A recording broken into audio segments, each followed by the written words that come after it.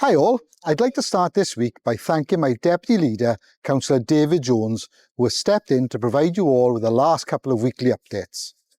The 31st of October marks the end of Breast Cancer Awareness Month, a campaign aimed to promote screening and to reduce the risk of disease which affects millions of women worldwide.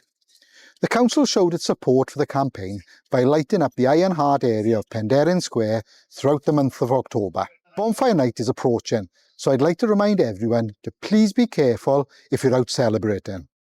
Always follow safety guidelines, supervise children and keep a safe distance from fireworks. The Big Sparkle fireworks display is taking place at Trago Mills on Sunday the 2nd of November from 5 p.m. to 9 p.m. You can buy your tickets online. Bonfire night is a celebration for many, but it's crucial to approach the event with sensitivity and consideration for those who might find the experience challenging. While fireworks can be exciting and spectacular, they can also be incredibly stressful for various members of our community, including our furry little friends.